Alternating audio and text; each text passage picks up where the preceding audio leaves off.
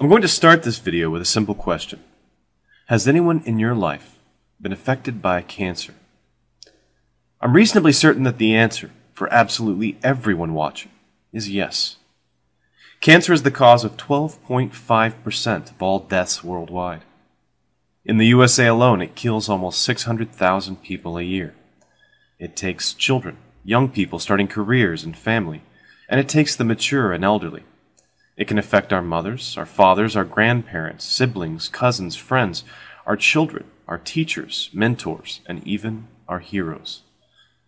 If your loved one was presented with a diagnosis of cancer, particularly an aggressive or advanced cancer, no doubt you immediately wanted to know what could be done. Into this emotional maelstrom comes a mixture of saints and frauds. The saints are those who have selflessly dedicated their lives to curing and treating cancer. The frauds are those who try to profit from desperation, from fear of loss. It's not always so easy to tell the two apart.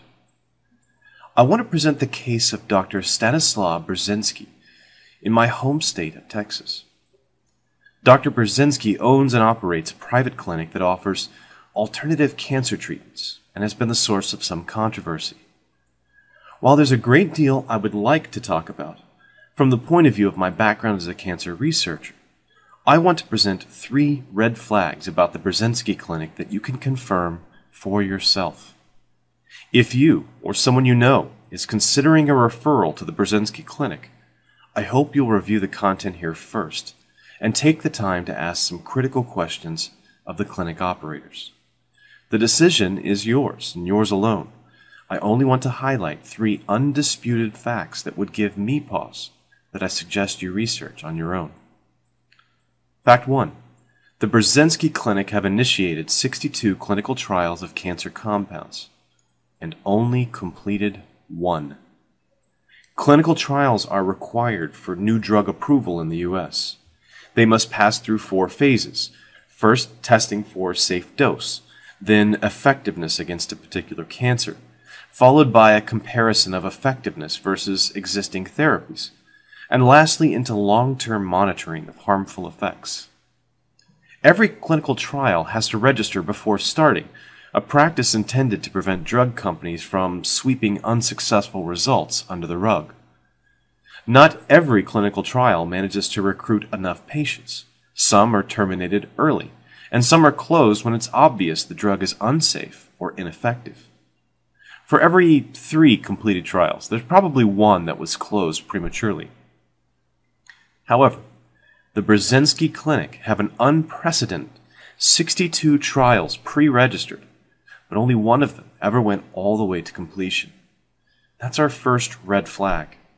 Why is a clinic supposedly developing new therapies for cancer not finishing their studies, determining whether the treatment is effective or not? Instead, they always just give up and cancel the study, the final stage. One possible explanation is that clinical trials are the only way that unproven drugs can be given to patients without major medical liability issues. It's possible that someone could abuse the clinical trial system to use ineffective or toxic therapies long term. That is, they could exploit a loophole in the laws designed to protect patients, running endless trials to end run around safety and efficacy requirements for new drugs. I'm not going to say that Dr. Burzynski is doing that, but you can confirm for yourself at clinicaltrials.gov that the Burzynski Clinic has initiated 62 clinical trials, but only completed 1. Fact 2. The Burzynski Clinic charges patients to receive trial medications. In addition to the very low rate of completion of all these clinical trials, Dr. Burzynski has taken the almost unheard of step of charging patients for their participation in a clinical trial to test a drug that the clinic has a patent on. These trials, especially phase 1 and 2 trials, often use guesses to determine a safe starting dose or what the eventual side effects will be. Patients bear some risk of harm, which usually entitles them to at least free study medication. This is almost universal in clinical trials. There are a few exceptions where the number of patients enrolled is very large, or the drug is very expensive to produce. So why is the Brzezinski Clinic charging patients tens or hundreds of thousands of dollars to participate in these open-ended trials? They seem to be potentially profiting from what should be costly R&D for any other research clinic. It's a red flag for me. The fact that insurance companies won't pay for the untested drugs means that the financial burden falls entirely on loved ones and charities or members of the community. For a family, that can mean facing a choice between pursuing a therapy they're told is experimental and effective, possibly facing bankruptcy or debt, or facing the death of a loved one.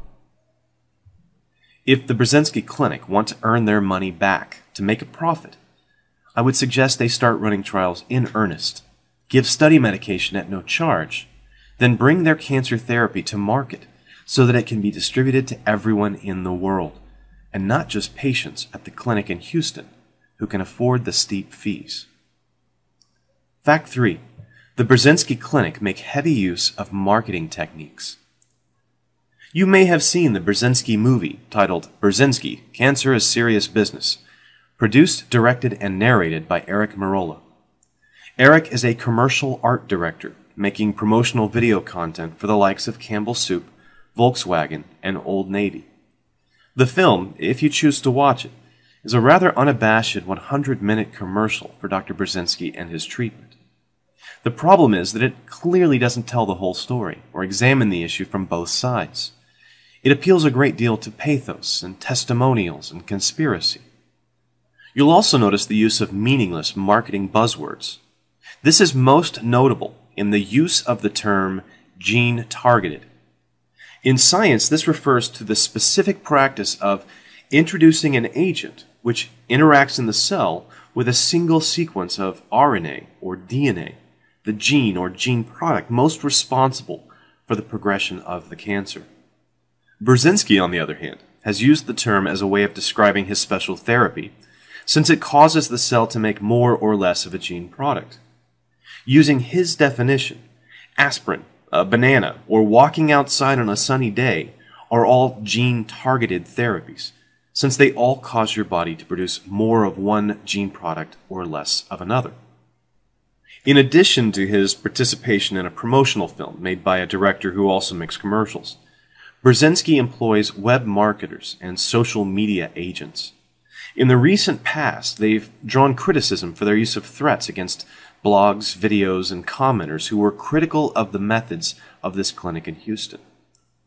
This even included attempts to silence a 17-year-old critic, an act which was later disavowed by the PR director after it gained public scrutiny, and email threats against one blogger's family that included a satellite photo of his house, including the address.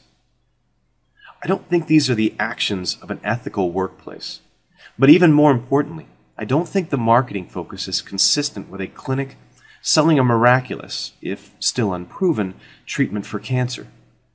Let's make this quite clear. If you had an amazing new breakthrough in cancer treatment, would you really need any marketing at all? Would you need a PR director or social media agents to comb the internet, suppressing criticism? I think the best solution to the kind of difficult choice facing someone considering a referral to the Brzezinski Clinic is clear information. I hope I've given you 3 points to consider that you can independently confirm. If you or a loved one are facing the ominous Big C, I want to assure you that there are some amazing people out there who are working tirelessly on your behalf. We make progress every year in diagnosing earlier, treating more effectively. Hope does not go in vain, but don't allow that hope to blind you to people who would try to profit from your desperation. Thanks for watching. Every cell of each plant and animal contains genetic information coded onto the DNA molecule. The model